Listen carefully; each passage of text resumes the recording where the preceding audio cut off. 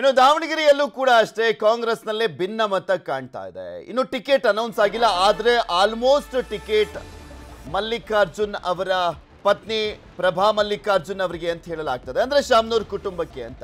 ಈ ಕಾರಣಕ್ಕೋಸ್ಕರ ವಿನಯ್ ಕುಮಾರ್ ಅವರು ಬಂಡಾಯವಾಗಿ ಸ್ಪರ್ಧೆ ಮಾಡ್ತಾರಾ ಅನ್ನುವಂಥ ಪ್ರಶ್ನೆ ಇದೆ. ಬೆಂಬಲಿಗರ ಜೊತೆ ವಿನಯ್ ಕುಮಾರ್ ಸಭೆಯನ್ನು ಮಾಡ್ತಾ ಇದ್ದಾರೆ. ದಾವಣಗೆರೆ ಟಿಕೆಟ್ ಪ್ರಭಾ ಮಲ್ಲಿಕಾರ್ಜುನ್ ಅವರಿಗೇನೆ ಫಿಕ್ಸ್ ಅಂತ ಹೇಳಲಾಗ್ತಾ ಇರುವಂಥ ಹಿನ್ನೆಲೆಯಲ್ಲಿ ಇದರಿಂದ ಬೇಸರಗೊಂಡಿದ್ದಾರೆ ವಿನಯ್ ಕುಮಾರ್ ಅವರು. ಈ ಬಾರಿ ನನಗೆ ಸಿಗುತ್ತೆ ಅನ್ನುವಂಥ ಆತ್ಮವಿಶ್ವಾಸದಲ್ಲಿ ಆಲ್ರೆಡಿ ಒಂದು 2 ರೌಂಡ್ ಓಡಾಡಿದ್ದಾರೆ ಅಂತ ಕಾಣಿಸುತ್ತೆ ದಾವಣಗೆರೆ ಲೋಕಸಭಾ ಕ್ಷೇತ್ರದ ವ್ಯಾಪ್ತಿಯಲ್ಲಿ. ಸೊ ಈಗ ಟಿಕೆಟ್ ಆಲ್ಮೋಸ್ಟ್ ಮಿಸ್ ಆಗುವಂಥ ಚಾನ್ಸಸ್ ಇರುವಂಥ ಹಿನ್ನೆಲೆಯಲ್ಲಿ ಬಂಡಾಯ ಸ್ಪರ್ಧೆ ಬಗ್ಗೆ ಬೆಂಬಲಿಗರಿಂದ ಅಭಿಪ್ರಾಯವನ್ನ ಸಂಗ್ರಹಿಸ್ತಾ ಇದ್ದಾರೆ. ಏನು ಮಾಡೋದು, ಹಿಂಗಾಗ್ಬಿಡ್ತಲ್ಲ, ಇವಾಗ ಬಂಡಾಯವಾಗಿ ಸ್ಪರ್ಧೆ ಮಾಡಬೇಕಾ ಅಥವಾ ಬೆಂಬಲವನ್ನ ಕೊಡಬೇಕಾ ಕಾಂಗ್ರೆಸ್ ಅಭ್ಯರ್ಥಿಗೆ? ಬಂಡಾಯ ಸ್ಪರ್ಧೆ ಮಾಡಿದ್ರೆ ಹೇಗಿರುತ್ತೆ ಲೆಕ್ಕಾಚಾರ? ನಿಜಕ್ಕೂ ಫೈಟ್ ಕೊಡಬಹುದಾ ಅಥವಾ ಕಾಂಗ್ರೆಸ್ ಪಕ್ಷದ ಟಿಕೆಟ್ಗೋಸ್ಕರನೇ ಇನ್ನೂ ಅನೌನ್ಸ್ ಆಗದಿರುವಂಥ ಹಿನ್ನೆಲೆಯಲ್ಲಿ ಯಾವ ರೀತಿಯಾಗಿ ಪ್ರಯತ್ನ ಮಾಡಬೇಕು ಅನ್ನುವಂಥದ್ರ ಬಗ್ಗೆ ಎಲ್ಲ ಕಡೆ ಚರ್ಚೆಯನ್ನು ಮಾಡಲಾಗ್ತದೆ. ಅವರ ಬೆಂಬಲಿಗರು ಬಂದಿದ್ದಾರೆ, ಚರ್ಚೆಯಲ್ಲಿ ಭಾಗಿಯಾಗಿದ್ದಾರೆ, ತಮ್ಮ ತಮ್ಮ ಅಭಿಪ್ರಾಯಗಳನ್ನು ವ್ಯಕ್ತಪಡಿಸ್ತಾ ಇದ್ದಾರೆ. ಈ ಸಂದರ್ಭದಲ್ಲಿ ವಿನಯ್ ಕುಮಾರ್ ಅವರು ತಮ್ಮ ಬೆಂಬಲಿಗರ ಅಭಿಪ್ರಾಯವನ್ನು ಕಲೆಕ್ಟ್ ಮಾಡ್ತಾ ಇದ್ದಾರೆ. ನಂತರ ಒಂದು ತೀರ್ಮಾನಕ್ಕೆ ಬರುವಂಥ ಸಾಧ್ಯತೆ ಇದೆ. ಸಾಕಷ್ಟು ದಿನಗಳಿಂದಲೂ ಕೂಡ ಅವರು ಆಲ್ರೆಡಿ ಗ್ರೌಂಡ್ ವರ್ಕ್ ಮಾಡ್ಕೊಂಡು ಬರ್ತಾ ಇದ್ರು ಅಲ್ಲಿ ದಾವಣಗೆರೆ ಲೋಕಸಭಾ ಕ್ಷೇತ್ರದ ಟಿಕೆಟ್ಗೋಸ್ಕರ. ಇದೇ ವಿಚಾರಕ್ಕೆ ಸಂಬಂಧಪಟ್ಟಂತೆ ಮಾತಾಡಲಿಕ್ಕೆ ನಮ್ಮ ಜೊತೆ ಸ್ವತಃ ದಾವಣಗೆರೆ ಟಿಕೆಟ್ ಲೋಕಸಭಾ ಕ್ಷೇತ್ರದ ಆಕಾಂಕ್ಷಿ ಆಗಿರುವಂತಹ ವಿನಯ್ ಕುಮಾರ್ ಅವರು ದೂರವಾಣಿ ಸಂಪರ್ಕದಲ್ಲಿ ಜಾಯ್ನ್ ಆಗಿದ್ದಾರೆ. ನಮಸ್ಕಾರ ಸರ್. ನಮಸ್ಕಾರ. ಆಲ್ಮೋಸ್ಟ್ ಪ್ರಭಾ ಮಲ್ಲಿಕಾರ್ಜುನ್ ಅವರಿಗೆ ಟಿಕೆಟ್ ಫಿಕ್ಸ್ ಆಗಿದೆ ಅನ್ನುವಂಥದ್ದು ನಮಗೆ ಸಿಕ್ಕಿರುವಂತ ಮಾಹಿತಿ ಇದುವರೆಗೂ. ಇವತ್ತು ನೀವು ಬೆಂಬಲಿಗರ ಸಭೆಯನ್ನ ಕೂಡ ಕರೆದಿದ್ರಿ, ಯಾವ ಕಾರಣಕ್ಕೆ ಅಂತ?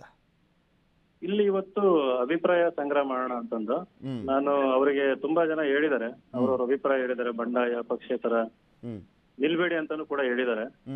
ಈಗ ನಾನು ಒಂದು ಸುಮಾರು 300-400 ಹಳ್ಳಿಗಳು ಪ್ರವಾಸ ಕೊಟ್ಟು ದಾವಣಗೆರೆನಲ್ಲೂ ಕೂಡ ಸುಮಾರು ಒಂದು 20-25 ವಾರ್ಡ್ಗಳು ಪ್ರವಾಸ ಮಾಡಿ ಅಲ್ಲಿ ಸಮೀಕ್ಷೆ ಮಾಡಿ ಅಭಿಪ್ರಾಯ ಸಂಗ್ರಹಿಸಿ ಒಂದು 15 ದಿನದಲ್ಲಿ ನನ್ನ ಅಭಿಪ್ರಾಯ ಹೇಳ್ತೀನಿ ಅಂತ ಹೇಳಿದ್ದೀನಿ. ಈ ಕ್ಷಣಕ್ಕೆ ಸದ್ಯಕ್ಕೆ ಬಂಡಾಯ ಅಥವಾ ಪಕ್ಷೇತರ ಅಂತ ನಿಲ್ಲಲ್ಲ. ಇಮೋಷನಲ್ ಆಗಿ ಡಿಸಿಷನ್ ತಗೊಳ್ಳೋದು ಬೇಡ, ಪ್ರಾಕ್ಟಿಕಲ್ ಆಗಿ ಯೋಚನೆ ಮಾಡಿ ತಗೊಳ್ಳೋಣ ಅಂತ. ಅಂದ್ರೆ ನಿಮ್ಗೆ ಈಗ ಆಲ್ರೆಡಿ ಯಾರಾದ್ರೂ ಹೇಳಿದಾರಾ ನಿಮಗೆ ಟಿಕೆಟ್ ಸಿಗಲ್ಲ, ಪ್ರಭಾ ಮಲ್ಲಿಕಾರ್ಜುನ್ ಅವರಿಗೆ ಫೈನಲ್ ಆಗಿದೆ ಅಂತ? ಡೆಲ್ಲಿನಲ್ಲಿ ಆ ರೀತಿ ಒಂದು ಹೇಳಿದ್ದಾರೆ, ಅವರಿಗೆ ಆಗಿದೆ ಅಂತ ಹೇಳಿದ್ದಾರೆ. ಬಟ್ ಇವತ್ತು ಕೂಡ ಏನೋ ಬೆಳಗ್ಗೆ ಸ್ವಲ್ಪ ಗೊಂದಲ ಆಯ್ತು, ಬದಲಾಗಬಹುದು ಅನ್ನೋ ಒಂದು ಸೂಚನೆ ಕೂಡ ಸಿಕ್ಕಿದೆ. ಬಟ್ ನಾವು ಮುಂದಿನ ನಡೆ ಡಿಲೇ ಮಾಡೋದು ಬೇಡ. ಸ್ವಲ್ಪ ಪಕ್ಷದ ನಮ್ಮ ಏನೇನು ಕಾರ್ಯಕರ್ತರಿದ್ದಾರೆ, ಅಭಿಮಾನಿಗಳು, ಅವ್ರ ಸಭೆ ಮಾಡಿ ಅವರು, ಯಾಕಂದ್ರೆ ಪ್ರೀತಿ ವಿಶ್ವಾಸ ತೋರಿಸಿದಾರೆ, ಅವ್ರ ಕಡೆಗಣನೆ ಮಾಡೋದ್ ಬೇಡ. ನೀವು ಆಲ್ರೆಡಿ ಒಂದ್ 2 ರೌಂಡ್ ಪ್ರಚಾರ ಮಾಡ್ಬಿಟ್ಟಿದ್ದೀರಾ ಅನ್ಸುತ್ತೆ. ಹೌದು, ನಾನು ಸುಮಾರು 700 ಕಿಲೋಮೀಟರ್ ಪಾದಯಾತ್ರೆ ಮಾಡಿದ್ದೆ. 8 ಕ್ಷೇತ್ರದ ಸುಮಾರು 300 ಹಳ್ಳಿ ಪಾದಯಾತ್ರೆ ಮೂಲಕ ಭೇಟಿ ಕೊಟ್ಟು ಎಲ್ಲಾ ಮುಖಂಡರನ್ನು ವಿಶ್ವಾಸಕ್ಕೆ ತಗೊಂಡು, ಆಮೇಲೆ ಕಾರ್ನಲ್ಲೂ ಕೂಡ ಸುಮಾರು 400 ಹಳ್ಳಿಗಳು. ನೀವೇನಾದ್ರೂ ನಿಮ್ ನಾಯಕರನ್ನ ಕೇಳಿದ್ರ ನನ್ಗೆ ಯಾಕೆ ಕೊಡ್ತಾ ಇಲ್ಲ ಟಿಕೆಟ್ ನ, ಇನ್ನು ಏನು ಮಾಡ್ಬೇಕು ಟಿಕೆಟ್ಗೋಸ್ಕರ, ಇನ್ನು ಯಾವ ರೀತಿಯಾಗಿ ಜನಸಂಪರ್ಕ ಮಾಡ್ಬೇಕು ಅಂತ? ಬೇಜಾರಾಗುತ್ತೆ. ಈಗ ನಾನು ಫಸ್ಟ್ ಜನರೇಷನ್ ಪೊಲಿಟಿಷಿಯನ್, ಯಾವುದೇ ರಾಜಕಾರಣದ ಹಿನ್ನೆಲೆ ಇಲ್ಲ ನನಗೆ. ನಾನು ಸಾಮಾನ್ಯ ಕುಟುಂಬದಿಂದ ಬಂದಿರುವಂತದ್ದು. ಇಲ್ಲಿ ಸ್ವಲ್ಪ ಹೋರಾಟ ಓಡಾಟ ಎರಡೂ ಮಾಡಿ ಒಂದು ಹೆಸರು ಗಳಿಸಿ ಅಲ್ಲಿ ಪ್ಯಾನಲ್ ಹೋಗಿತ್ತು, ಅಫಿಷಿಯಲ್ ಆಗಿ ಸ್ವಂತ ಪರಿಶ್ರಮದ ಮೇಲೆ ಹೋಗಿತ್ತು. ಸಿದ್ದರಾಮಯ್ಯ ಸಾಹೇಬರು ಕೂಡ ಕೊನೆಯ ತನಕ ನನ್ನ ಪರವಾಗಿ ಬ್ಯಾಟಿಂಗ್ ಮಾಡಿದ್ದಾರೆ. ಬಟ್ ಅದ್ ಯಾಕೆ ಮಿಸ್ ಆಯ್ತು ಅಂತಂದು ಕೇಳಿದೆ. ಅವ್ರು ಹೇಳಿದ ಅನೇಕ ಫ್ಯಾಕ್ಟರ್ಸ್ ಇರ್ತದೆ ಇಲ್ಲಿ, ಕ್ಯಾಸ್ಟ್ ಕಾಂಬಿನೇಷನ್ ಅದು ಇದು ಅಂತಂದು. ಬಟ್ ನನಗನ್ಸೋದು ಏನಪ್ಪಾ ಅಂತಂದ್ರೆ ಬ್ಯಾಕ್ ಕೊಡ್ಸಿ ಇನ್ನೊಂದ್ ಎಕ್ಸ್ಟ್ರಾ ಕೊಟ್ರೆ ಏನು ಕಳ್ಕೊಂತಿರ್ಲಿಲ್ಲ ಅಂತಂದು. ಇಲ್ಲಿ ದಾವಣಗೆರೆನಲ್ಲಿ ಕೊಟ್ಟಿದ್ರೆ ದಾವಣಗೆರೆ ಇದು ನಾನು 100% ಗೆಲ್ಲೋ ಕ್ಷೇತ್ರ ಇದೆ. ನೀವು ಯಾವ ಆಂಗಲ್ ಆದ್ರೂ ಸಮೀಕ್ಷೆ ಮಾಡಿ ಸುಮಾರು 1.5-2 ಲಕ್ಷ ಮಿನಿಮಮ್ ಲೀಡ್ ಇಂದ ನಾನು ಗೆಲ್ತಿದ್ದೆ. ಗೆದ್ದು ಇವತ್ತೇನು 70-80 ದಿನದಲ್ಲಿ MP ಆಗ್ಬಿಡ್ತಿದ್ದೆ ನಾನು.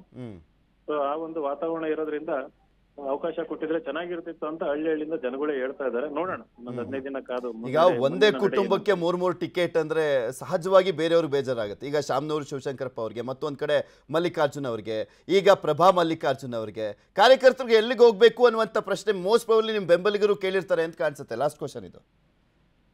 ಖಂಡಿತ ಅದು ಎಲ್ಲ ಕೇಳ್ತಿದ್ದಾರೆ. ಹಳ್ಳಿನಲ್ಲೂ ಒಂದು ನೆಗೆಟಿವ್ ಒಪಿನಿಯನ್ ಖಂಡಿತವಾಗಿ ಇದೆ. ಅದು ಸಹಜವಾಗಿ ಪ್ರಜಾಪ್ರಭುತ್ವ ವ್ಯವಸ್ಥೆನಲ್ಲಿ ವೋಟ್ ಹಾಕಿರೋರು, ಇಂಥದೇ ಕ್ಯಾಂಡಿಡೇಟ್ ಬೇಕು ಅಂತ ಆಕಾಂಕ್ಷೆ ಹೊಂದಿರೋರು ಕೇಳಬೇಕಾದಂತ ಮೂಲಭೂತವಾದ ಪ್ರಶ್ನೆ ಅದು. ಯಾಕಂದ್ರೆ ಹೊಸೊಬ್ರಿಗೆ ಅವಕಾಶ ಕೊಡ್ಲಿಲ್ಲ ಅಂದ್ರೆ ಪಕ್ಷನೂ ಬಲಪಡಿಸಕ್ ಆಗಲ್ಲ, ಆಮೇಲೆ ಸ್ಥಳೀಯವಾಗಿ ಅಭಿವೃದ್ಧಿನೂ ಕೂಡ ಮುಟ್ಸಕ್ ಆಗಲ್ಲ. ಓಕೆ, ಒಳ್ಳೇದಾಗ್ಲಿ ವಿನಯ್ ಅವರೇ. ನೋಡೋಣ, ಇನ್ನೂ ಹೋಪ್ಸ್ ಇಟ್ಕೊಂಡಿದ್ದಾರೆ. ಏನು ತೀರ್ಮಾನವನ್ನು ಕೈಗೊಳ್ಳುತ್ತೆ ಕಾಂಗ್ರೆಸ್ ಹೈಕಮಾಂಡ್ ಅನ್ನುವಂಥದ್ದನ್ನ ಕಾದು ನೋಡೋಣ. ಧನ್ಯವಾದ ನ್ಯೂಸ್ 18 ಜೊತೆ ಮಾತನಾಡಿದ್ದಕ್ಕೆ. ಮುಂದಿನ ಸುದ್ದಿಗೆ ಹೋದಾದ್ರೆ, ಬಿಜೆಪಿ ಜೊತೆ ಮೈತ್ರಿಗೆ ಅಸಮಾಧಾನ. MLC ಸ್ಥಾನಕ್ಕೆ ಮರಿತಿಬ್ಬೇಗೌಡ ರಾಜೀನಾಮೆ ಕೊಟ್ಟಿದ್ದಾರೆ. ವಿಧಾನ ಪರಿಷತ್ JDS ಸದಸ್ಯ ಮರಿತಿಬ್ಬೇಗೌಡರು ರಾಜೀನಾಮೆಯನ್ನು ಕೊಟ್ಟಿದ್ದಾರೆ. ಆಲ್ಮೋಸ್ಟ್ ಅವರು ಸಾಕಷ್ಟು ದಿನಗಳಿಂದ ಕಾಂಗ್ರೆಸ್ ಜೊತೆನೆ ಗುರ್ಸ್ಕೊಂಡ್ಬಿಟ್ಟಿದ್ರು. JDS ಜೊತೆ ಆ ವೈಮನಸ್ಸು ಅನ್ನುವಂಥದ್ದು ಸಾಕಷ್ಟು ಬಾರಿ ಬಹಿರಂಗವಾಗಿತ್ತು. ಅವರು ಕೂಡ ಆಲ್ಮೋಸ್ಟ್ ಇವರು ಬಿಟ್ಟೋಗ್ತಾರೆ ಅನ್ನುವಂಥದ್ದು ಚೆನ್ನಾಗೇ ಗೊತ್ತಿತ್ತು. ಸಭಾಪತಿ ಬಸವರಾಜ ಹೊರಟ್ಟಿಗೆ ರಾಜೀನಾಮೆ ಸಲ್ಲಿಕೆ ಮಾಡಿದ್ದಾರೆ. ಹುಬ್ಬಳ್ಳಿಯ ಹೊರಟ್ಟಿ ನಿವಾಸಕ್ಕೆ ಆಗಮಿಸಿ ರಾಜೀನಾಮೆಯನ್ನು ಕೊಟ್ಟಿದ್ದಾರೆ ಮರಿತಿಬ್ಬೇಗೌಡ. ಶಿಕ್ಷಕರ ಕ್ಷೇತ್ರದಿಂದ ಆಯ್ಕೆಯಾಗಿದ್ರು ಮರಿತಿಬ್ಬೇಗೌಡ, ಅವರೀಗ ರಾಜೀನಾಮೆಯನ್ನು ಕೊಟ್ಟಿದ್ದಾರೆ. ವಿಧಾನ ಪರಿಷತ್ನ ಸಭಾಪತಿಗಳಾಗಿರುವಂಥ ಬಸವರಾಜ ಹೊರಟ್ಟಿ ಅವರ ಹತ್ರ ಹೋಗಿ ರಾಜೀನಾಮೆಯನ್ನು ಸಲ್ಲಿಸಿರುವಂಥದ್ದು. ಈಗ ಕಾಂಗ್ರೆಸ್ ಪರವಾಗಿ ಪ್ರಚಾರವನ್ನು ಮಾಡುವಂಥ ನಿಟ್ಟಿನಲ್ಲಿ ಮುಂದಾಗ್ತಾರೆ ಅಂತ ಕಾಣಿಸುತ್ತೆ.